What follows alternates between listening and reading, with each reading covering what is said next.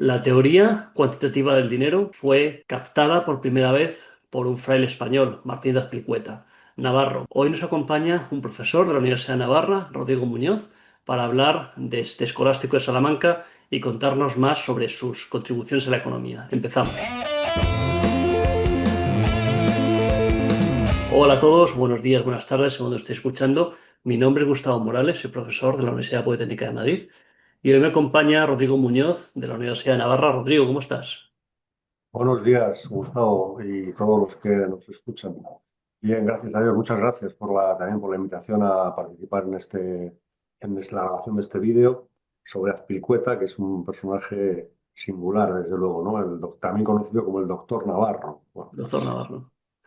Muchas gracias a ti por prestarte para este ratito y compartir lo que has estudiado sobre este autor, del que hiciste la tesis doctoral hace ya tiempo, claro, pero bueno, consideramos que eres un experto en él y que por eso nos podías ayudar. Lo primero de todo, quería que nos contaras un poco sobre ti. Rodrigo, ¿a qué te dedicas? ¿Dónde das clase? ¿Qué tipo de clases das? ¿Dónde se tiene que apuntar la gente si quiere ir a clases contigo? sí.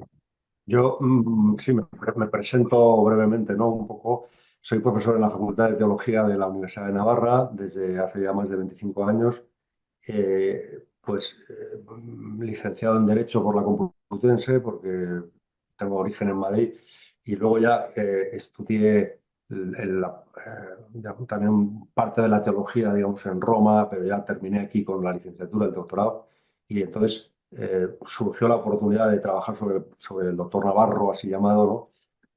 Y nada, y me orienté un poco por ahí en esos años, ¿no? Entonces estoy de profesor desde entonces, con docencia en el área de teología moral, de moral social, sobre todo, doctrina social de la Iglesia, y bueno, y también he tenido también docencia en facultades civiles de la universidad, pues en el área de ética o de antropología, de asignaturas optativas de teología, etcétera, ¿no? Pues un poco por ahí. Estoy también en el Instituto Superior de Ciencias Religiosas de aquí de la Universidad de Navarra como profesor desde hace 20 años, ahora también más recientemente estoy como subdirector ahí. Y bueno, y luego pues de la investigación pues me he ocupado sobre todo de estas cuestiones de moral económica de la segunda escolástica.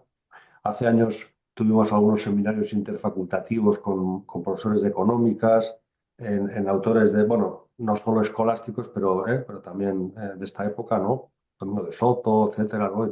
También Tomás de Aquino, de la primera escolástica, etcétera, ¿no?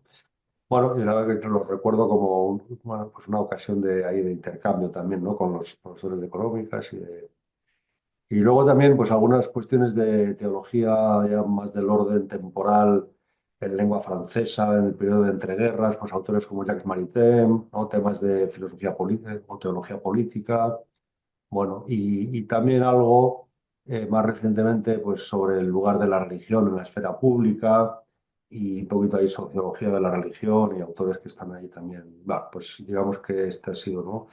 Y en el apartado así de publicaciones sobre el tema que nos ocupa hoy de moral económica, de la segunda escolástica, pues está quizás el libro, ¿no?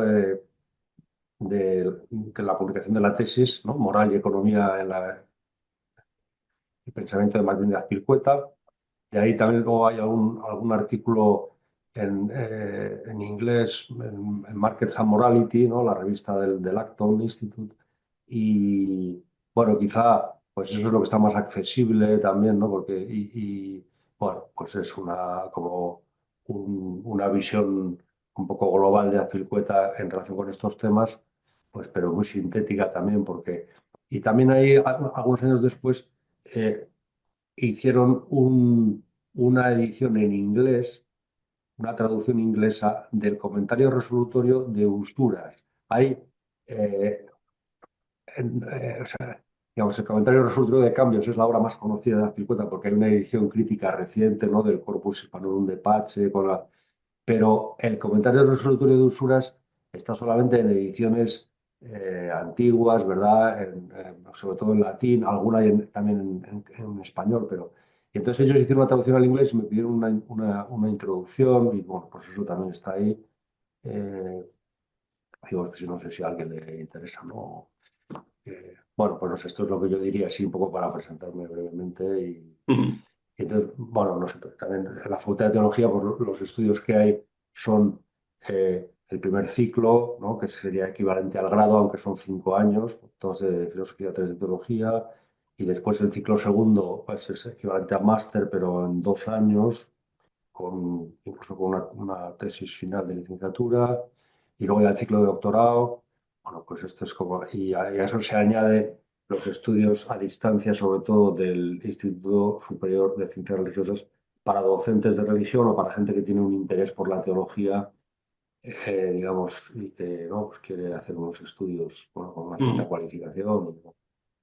Muy bien, Pero esto es lo que así podría yo decir que me parece un poco de interés sobre, y a modo de presentación, ¿no? estupendo. Empezamos ya con nuestro protagonista, que es Martín Azpilicueta, y te quería preguntar en primer lugar algo sobre su biografía, ¿no? Ya sabemos que nació en Navarra, pero cuéntanos un poco más sobre él. Sí, pues un poco así en plan telegráfico, porque la biografía es un personaje que tiene como una trayectoria bueno, articulada, porque vive en distintos lugares, en distintos países, ¿verdad? Y todas las cuestiones que le competen también, ¿no?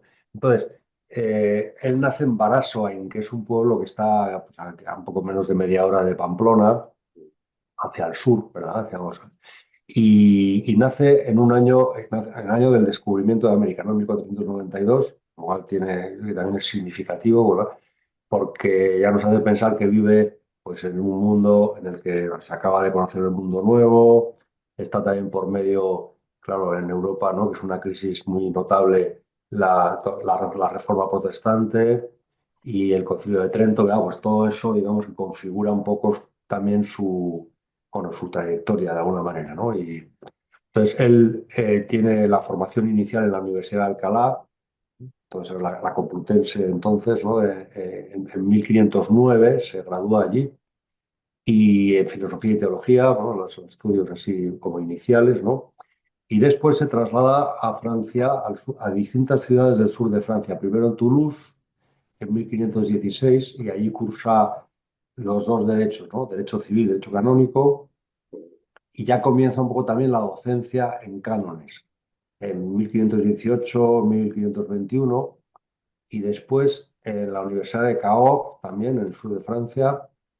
Allí es también en esos años ordenado sacerdote y vuelve a España 7 años después, en 1523.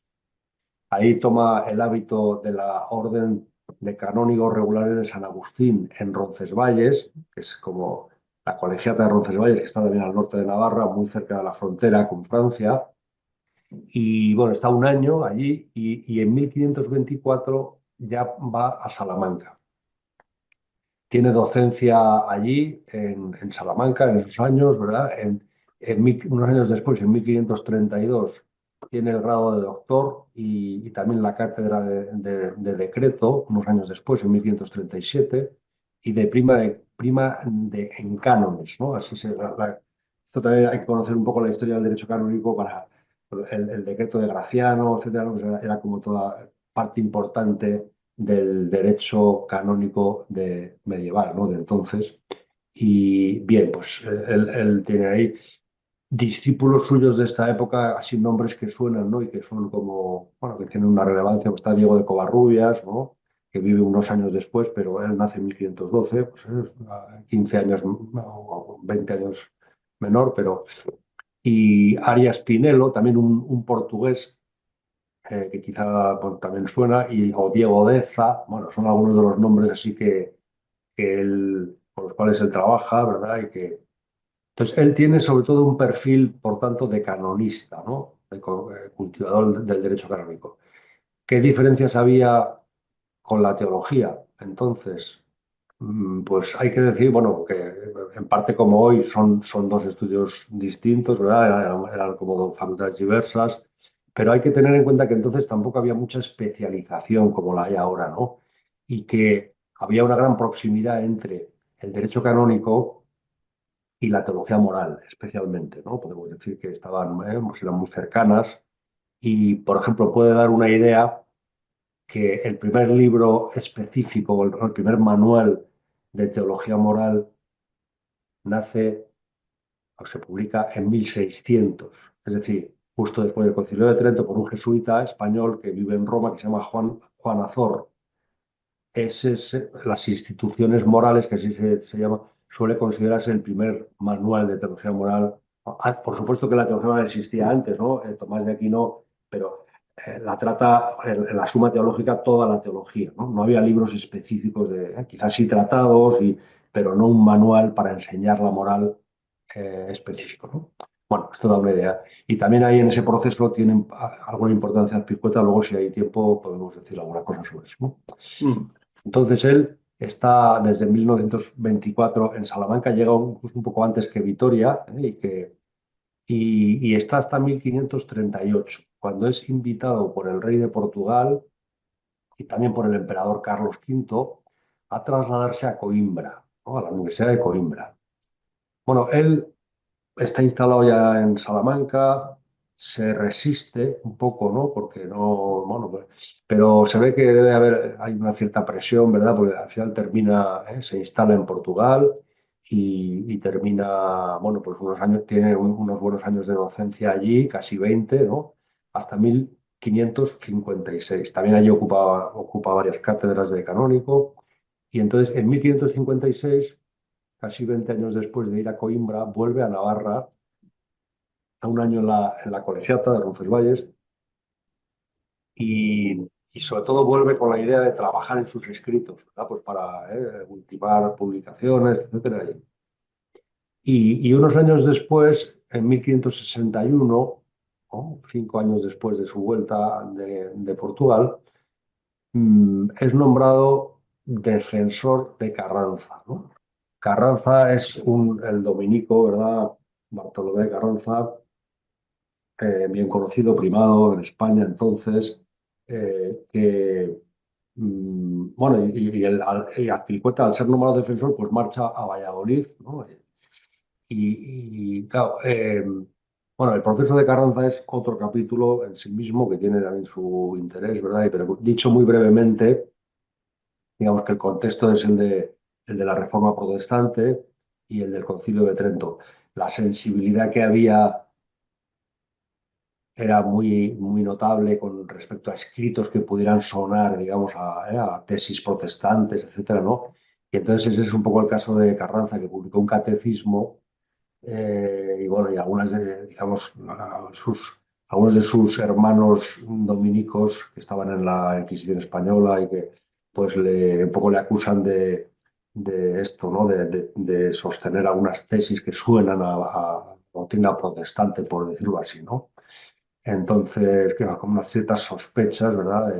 Y también, dicho sea, pues también se mezcla un poco la política ahí, ¿verdad? De emperadores, porque, bueno, entonces, él, esos años, desde el 61, es el defensor de Carranza. 5 años después, solicita el traslado del proceso a Roma, ¿no? En parte, pues para evitar todas esas influencias políticas, sacar el proceso de España y llevarlo a Roma. Y bien, y así es. Y entonces el proceso, él llega a Roma después de una enfermedad, ¿no? Al año siguiente, en 1567, ya con 75 años, ¿verdad? O 77, ¿no? Y bueno, de alguna manera pues tiene que iniciar la vida ya a una edad, reiniciar su vida en Roma, ¿no? Allí entabla relación con Pío V, con Carlos Borromeo, que era entonces el penitenciario mayor, y de hecho, unos años después, Azpilicueta es nombrado consultor de la Sagrada Penitenciaría. Y bueno, y establece relación, pues como, ¿no? Algunos también dicen que estaba un poco como que sonaba para ser nombrado cardenal y que también por influencias de en parte de Felipe II, pues se frena un poco ese nombramiento, ¿no? Bueno, entonces, desde el 67 está en Roma. Carranza muere en el 76, todavía con el proceso abierto, ¿no? Y, o sea, muere unos días antes de la decisión pontificia ya del proceso propiamente, ¿no? Y Azpilicueta todavía está 10 años más en Roma, hasta 1586, que es cuando fallece, ¿no? También ahí hay una cuestión de por qué él no vuelve a España una vez terminado el proceso de Carranza, y pues también hay, bueno, hay cuestiones de algunas acusaciones que le hacen como de falta de patriotismo y digamos, bueno, pues un cierto desentendimiento con Felipe II, ¿verdad? Digo, pero bueno, el hecho es que él está allí, muere en Roma, está enterrado en la iglesia de San Antonio de los Portugueses, es decir, San Antonio de Padua, que los portugueses lo reclaman como porque nació en Lisboa como santo propio, ¿no? Pues él está allí, es una iglesia que está en el centro histórico de Roma, pues muy cerca de Piazza Navona, y allí está ¿no? enterrado Azpilicueta con su efigie, etcétera, ¿no? Mm. Bueno, este es un poco como el recorrido así rápido de su biografía, que ya se ve que, bueno, pues que es un personaje interesante, ¿verdad? Que, bueno, pues que tiene sus relaciones, ¿no? En Roma, en España, también en Portugal, etcétera, ¿no? Y todo un recorrido, digamos, también académico, etcétera. La parte que más nos interesa es entender de su libro el comentario resolutorio de cambios, cómo ahí empieza explicando la preocupación por el justo precio y la posibilidad de que haya o no usura y resolver la problemática de los cambios de dinero en distintas ferias. Explícanos un poco sobre eso y cómo eso lleva un poco a decir que Martín de Azpilicueta puede ser el primero que intuyó la teoría cuantitativa del dinero. Bien. Sí, pues claro, aquí también hay que hacer una selección, ¿verdad? Es decir, de cuáles son como los temas más relevantes de los que él trata, etcétera. Bien, quizá yo diría una así a título un poco de contexto, ¿no? La evolución de la realidad económica en el siglo XVI en España, sobre todo la realidad comercial, pues es un momento de revolución comercial, por decirlo de alguna manera. Están ahí las ferias comerciales en Castilla y también en Europa, ¿no? En Flandes, en Florencia. Es también un momento, siglo XV, XVI, en el que empiezan las instituciones de banca. Están también la evolución de los medios de pago, tema también importante, las letras de cambio, etcétera, ¿no? Y ya se empieza a funcionar mucho en el comercio a crédito. ¿eh? Y luego, bueno, por supuesto, en el siglo XVI está todo el tema de los metales en España, ¿no? Los metales que vienen de Europa, ¿no? Perdón, que vienen de América, ¿no? Entonces, todo eso, bueno, pues en sí mismo está ahí, ¿verdad? Y entonces, todas esas prácticas comerciales suscitaban interrogantes éticos, pues sobre la licitud del comercio, ¿no? Sobre la justicia de los precios, sobre la remuneración del crédito y las cuestiones de la usura, etcétera, que también venían de atrás, por decirlo así, porque son temas que la primera escolástica también trató, ¿no? Desde el siglo XIII, ¿verdad? Ya de Tomás de Aquino y todos los escolásticos previos se habían ocupado de estas cuestiones, ¿no? Entonces, mm, bien, baste eso así, digamos, de contexto histórico, económico, ¿no? ¿Cómo surge ya más recientemente, digamos, la atención por parte de los historiadores de la economía de fuentes escolásticas, ¿no? O de fuentes teológicas, ¿no? Pues entonces, hay literatura, ya acabo de decir, desde la primera escolástica del siglo XIII y después también la segunda escolástica, donde se encuadra ya en el siglo XVI la Escuela de Salamanca, etcétera, ¿no? Entonces, yo diría, lo primero que llama la atención es que el conocimiento que estos autores tienen de la realidad económica, ¿no? Se nota que están muy cerca de esa realidad, que tienen contacto estrecho con los comerciantes, ¿no? Con los que están allí, digamos, en el día a día, ¿verdad?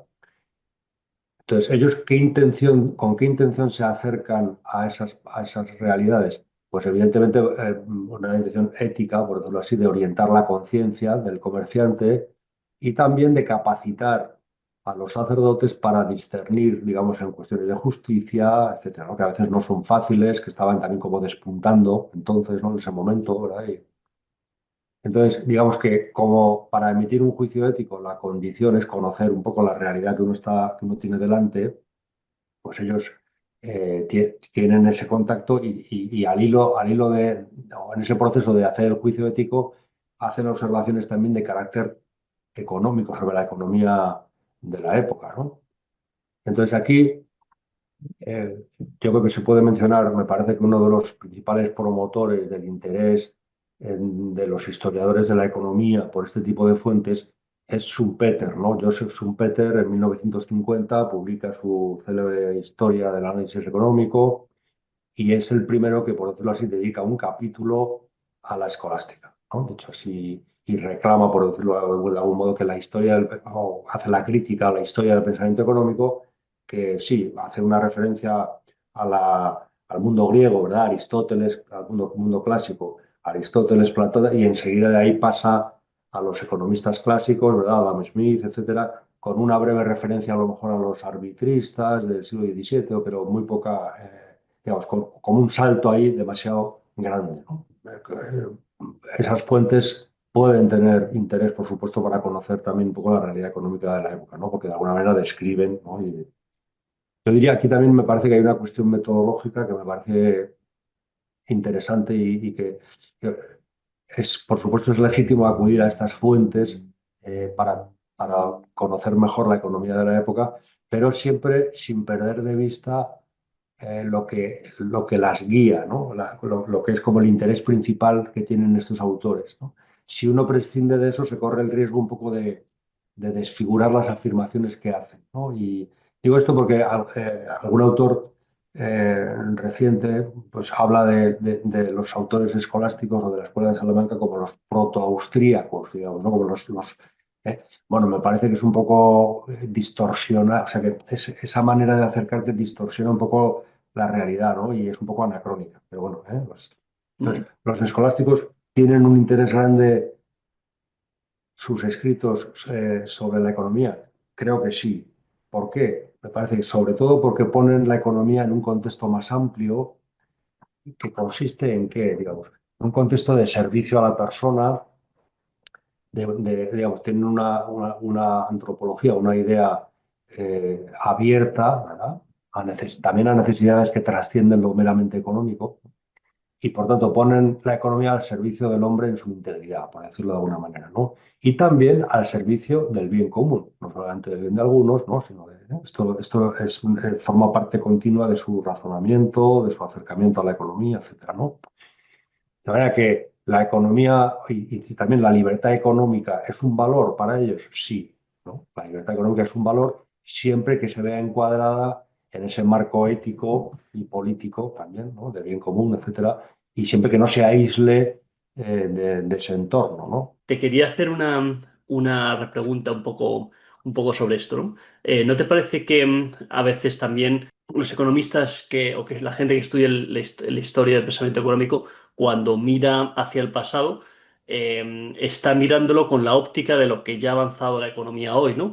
Y que digamos, es un poco una profecía autocumplida, ¿no? Es decir, cuando ya se conoce la teoría cuantitativa del dinero, se busca algo que alguien dijo que dijo, ah, mira, pero si esto se parecía mucho o tal, ¿no? ¿Tú crees que hay un poco de sesgo ahí, ¿no? Cuando ya Sí. se mira la historia, a la historia Sí, económica con el conocimiento de hoy, ¿crees que puede haber un poco de sesgo a la hora de analizar el pensamiento de los antiguos? sí. No, vamos a ver, eso me parece legítimo, ¿eh? Porque efectivamente al final dices, bueno, ¿quién es el primero que formula pues esta manera de, ¿no?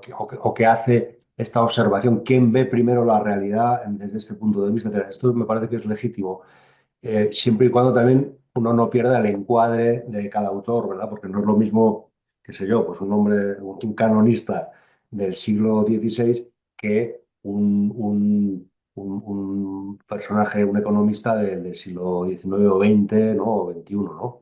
Mm. Que tiene también que a lo mejor pertenece a una cierta escuela y que pone el énfasis en unos puntos o en otros. Eso también lo entiendo, ¿no? Pero dice, simplemente es señalar que tampoco, o sea, ya asignar a estos autores a una escuela del presente me parece un poco excesivo. Otra cosa es que, bueno, digas, oye, pues ven afirmaciones que hoy resalta mucho pues esta escuela económica o esta otra, o pues ya se ven ahí un poco esbozadas de una manera a veces con limitaciones, porque joder, claro, cuando uno toma contacto con estas fuentes se da cuenta de que junto a visiones muy lúcidas y muy... eh, también se encuentra con afirmaciones que son muy, muy limitadas, que son muy, por ejemplo, metalistas a la hora de hablar del dinero, ¿verdad? Que hablan del desgaste de la moneda o de físico, ¿no? De la moneda es decir, que pierde. Bueno, todas esas cosas, pues también bien. O sea que, pero eso no les quita también el mérito de encontrarse luego pues, realmente con afirmaciones que son valiosas, ¿no? Entonces yo creo que Mm, entre ellas yo destacaría quizá dos, ¿no? Bueno, también para no, ¿eh? Una de ellas efectivamente es respecto a la concepción del dinero, ¿no?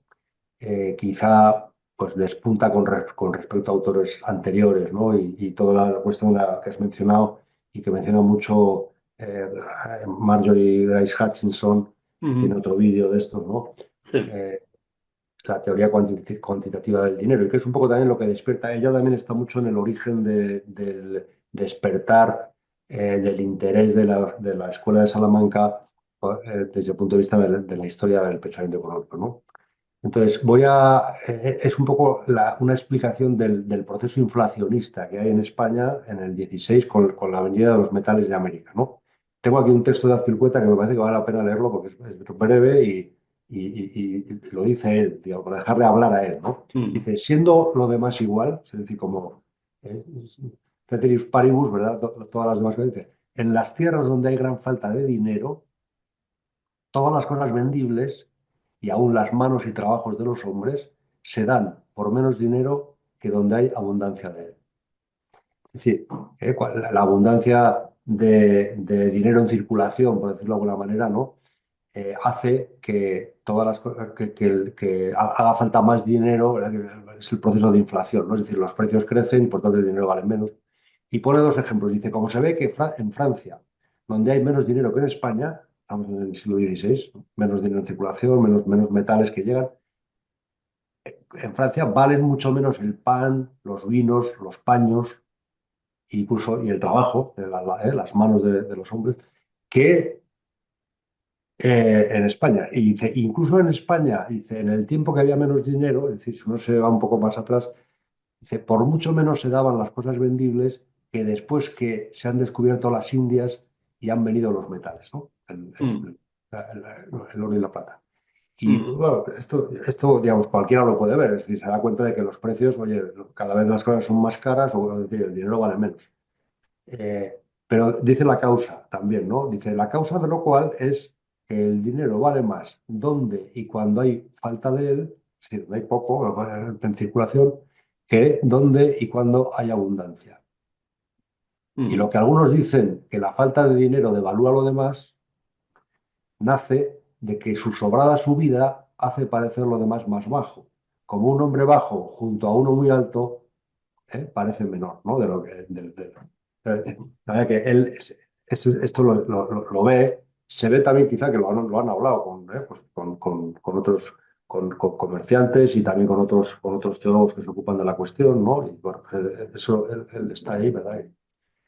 Eh, en contra de lo que también decía Hamilton, ¿no? Hamilton que estudia toda esta cuestión de la llegada de los metales, ¿no? En España y pues desprecia un poco las fuentes teológicas y dice, bueno, estos no captan la cuestión, ¿no? Porque también evidentemente él no ha leído todo y tampoco había estudios que puedan acercar las fuentes, porque claro, uno se mete a veces en fuentes que están escritas en latín, a veces son manuscritos, otras veces son ediciones publicadas, pero bien, pues ese sería como el primer punto. El segundo, que me parece que se puede también destacar, ¿no? Que es, Fiotas se anticipa un poco en algunas de las razones que justifican el prestar dinero con un interés, ¿no? Esto, más que en el comentario resolutorio de cambios, que es donde aparece el texto anterior que he citado, que está publicado en la edición crítica, etcétera, es un texto, el que voy a decir, del comentario resolutorio de usura, que es otro de los que se adjuntan al manual, ¿no? Hay varios comentarios de estos que son como anexos, por decirlo así, al manual de confesores, que es como su obra principal, ¿no? En el ámbito este, ¿no? Entonces, digamos, hay que tener en cuenta que toda la cuestión de la usura, que venía de muy atrás, el razonamiento que hacen es un razonamiento muy jurídico. No solamente porque él es jurista, sino porque era un razonamiento desde el tipo de contrato que se está empleando, ¿no?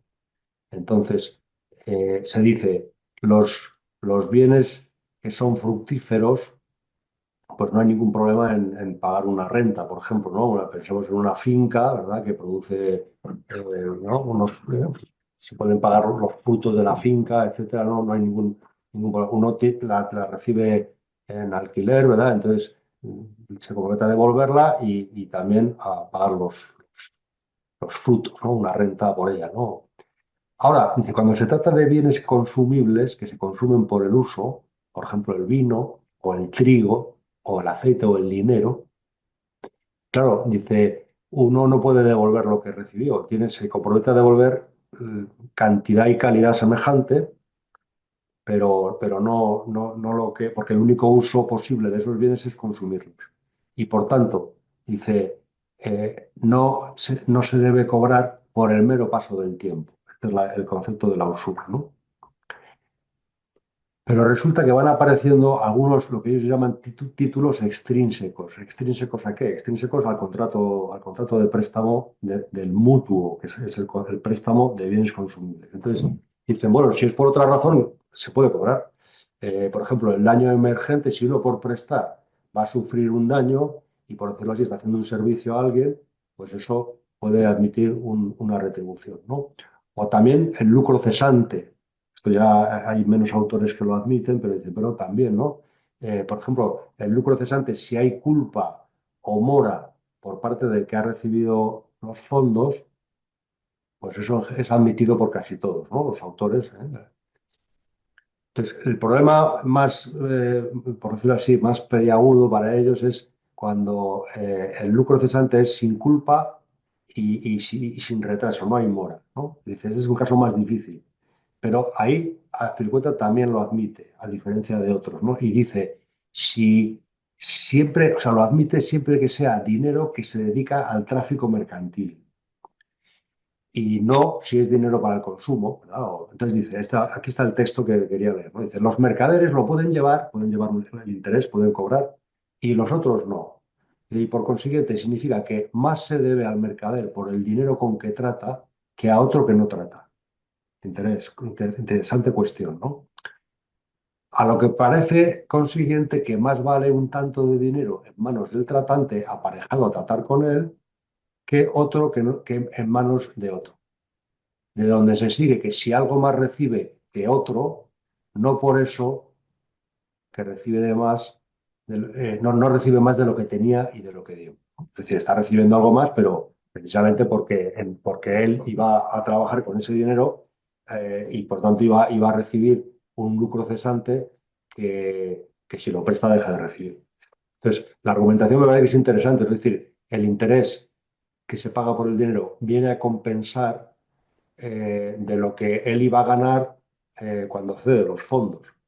Pero si tiene un excedente de tesorería, por ejemplo, que no va a utilizar y lo presta, entonces no se justifica el pago del interés, ¿no? Esta es un poco la manera de argumentar que tiene, porque no va a perder nada, ¿no? No hay lucro cesante y por tanto, ¿no? Mm, Bien, evidentemente con todas las limitaciones que tiene esta manera de argumentar de lo que diríamos hoy, pero también al mismo tiempo están viendo, ¿verdad?, cómo, claro, dices, se están dando cuenta de que los intereses que cobran los mercaderes que funcionan a crédito, etcétera, no son por nada, son porque, porque el hecho de tener liquidez ya es un valor, ¿no? Pero bueno, van ahí como poco a poco, ¿verdad? Y van, ¿eh? Bien, no sé, esto es lo que yo diría así de como de algunas de las. Luego tiene muchas observaciones sobre la licitud del comercio, sobre cómo se establece el precio, cuánto valen las cosas, ¿no? Pues sobre esto también hay páginas y páginas, y bueno, pues toda la teoría del valor y del. muy bien. No sé, si. Y pues yo creo que por la parte económica lo podemos dar por concluido. Ya nos has hablado antes un poco de los discípulos que tuvo, ¿no? Diego de Covarrubias y esos otros dos portugueses, pero cuéntanos también, digamos, por cerrar ya el vídeo, qué otra cuestión crees que es relevante del manual de confesores, que es relevante de Martín de Pilcueta hoy en día? Bien, el manual de confesores surge cuando él está en Coimbra, en Portugal, ¿no?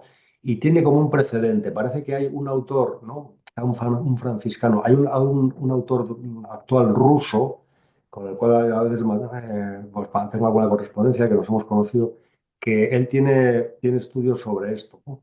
Sobre los precedentes del manual de Azpilicueta en Portugal y de un autor franciscano, un tal Rodrigo da Porto, si no recuerdo mal, pues ahora sí que hablo de memoria. el, él le cede ese manual que tenía Azpilicueta para que lo mejore, etcétera, y no quiere que figure su nombre, ¿no? De manera que pues, Azpilicueta sobre esa base, pues bueno, digamos que reelabora la cuestión y publica un manual que tiene multitud de ediciones en castellano. La primera edición es del año 56, 1556, en Salamanca, pero tiene multitud de ediciones más en castellano, después lo traduce al latín y tiene también muchas ediciones, etcétera, ¿no? Entonces, ese libro es un libro importante, digamos, en la historia de la teología moral, de los géneros de la teología moral, porque se ha visto como un precedente de ese otro que yo mencionaba antes, de este jesuita de Roma, aunque español, Juan Azor, ¿no? Que en 1600 publica ese primer manual de moral que se suele considerar, pues este es un poco como un precedente, ¿no? Y siendo canonista, Bazpilicueta, pues digamos que incurre mucho en temas de teología moral, que entonces pues eran bastante limítrofes y que no estaban muy definidos los límites, digamos, ¿no? Mm. Bueno, pues esa es una de sus obras que yo creo que vamos, es su obra principal en cuanto, desde el punto de vista cuantitativo, de ediciones y de que se ha utilizado mucho, ¿no? Y luego, no sé, quizá también, hombre, es un hombre de espíritu abierto, una persona humanista, también por el tiempo en el que vive, moderno, ¿no? Que supo también contribuir un poco a resolver los problemas del nuevo mundo, ¿verdad? Sin abandonar el patrimonio recibido, pero a la vez como abierto a cuestiones nuevas, ¿no? Con una conciencia muy profunda de la necesidad de la reforma de costumbres, que es toda la tarea que emprende el Concilio de Trento, ¿no? Quizás eso también es todo un mundo. Es muy conocido del Concilio de Trento los decretos dogmáticos, etcétera, que aclaran, por decirlo así, cuál es la fe católica, pero también están toda la tarea reformadora del concilio, ¿no? Esa es bueno, pues es menos conocido quizá, pero bueno, el Concilio de Trento es el que, por ejemplo, establece la obligación de residencia de los obispos en el lugar, los seminarios diocesanos, etcétera, ¿no? Bueno, todo eso comienza ahí, digamos, Ujú. y bueno, y él está también, pues, es consciente de toda esa necesidad de reforma, de renovar la docencia universitaria. También esto, ¿no? Pues es algo que hasta entonces la enseñanza de la teología se hacía comentando los libros, los cuatro libros de las sentencias de Lombardo, y desde entonces, desde el 16, se adopta la Suma Teológica, ¿no? Ya Vitoria también empieza comentar la Suma Teológica, ¿verdad? Y eso es un paso también notable. Y bueno, en definitiva, pues es un hombre, un apasionado de la verdad, de la justicia, ¿verdad?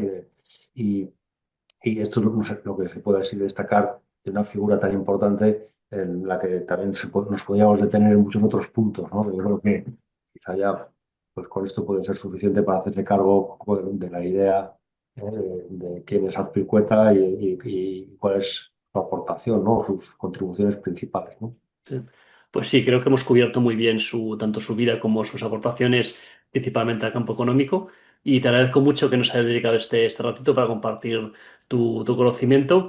Y nada, pues sin más, nos despedimos ya, Rodrigo. Muchas gracias por tu presencia. Bien. Muy bien, Gustavo. No, gracias a ti y a todos por la paciencia, a todos los que vean el vídeo. Gracias, Rodrigo. Un Venga, saludo. saludos. Hasta ahora.